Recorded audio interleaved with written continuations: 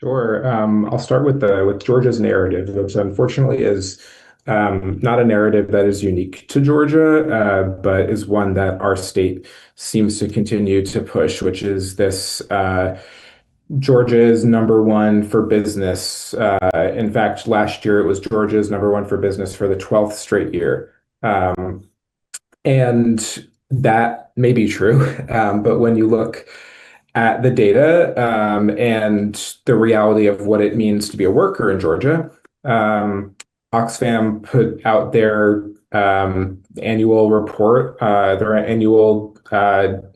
on workers, and found that we actually improved a little bit last year in Georgia. We moved up from like 51 or 50 to number 49 for overall like quality job, like quality for worker quality includes wage policies, worker protections, and rights to organize. So Georgia is not good for workers, and yet this narrative gets pushed across our state, and it influences pretty much every aspect of whatever policy decisions are made during legislative session when it comes to budgeting. Um, Really, in election time, you hear it a lot more.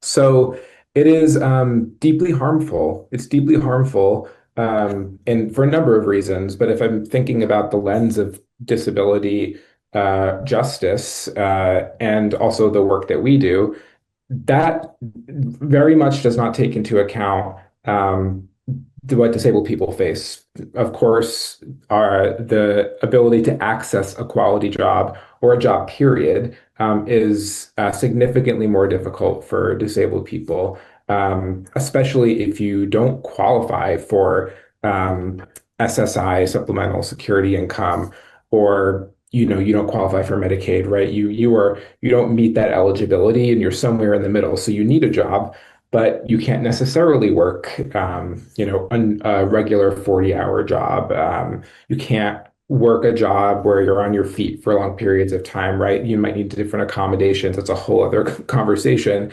But the point being that disabled people are often not taken into consideration when it comes to first, like where states rank on workers, because I'm sure if you did, I mean, we're pretty much right near the bottom, but we'd probably be at the very bottom.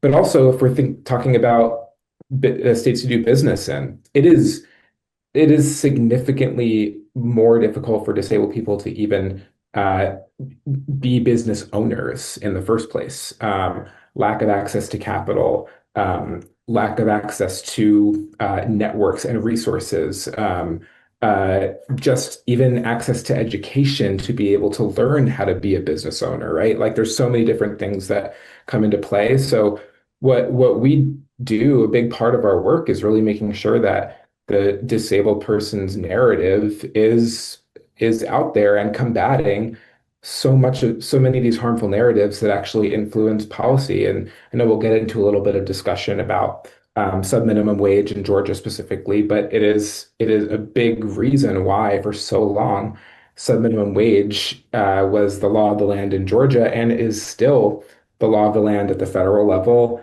and in most states across the country, that disabled people can legally be paid sometimes 25 cents per hour, because the narrative does not include the lived experiences of our community. So that a big part of our work is just really making sure that disabled folks their stories are front and center, that they're out there, and that they're influencing policy, and that they're shifting mindsets so we can hold people, like the governor of Georgia, whoever is perpetuating these narratives, we can hold them accountable to actually tell the truth and include our community in that truth telling.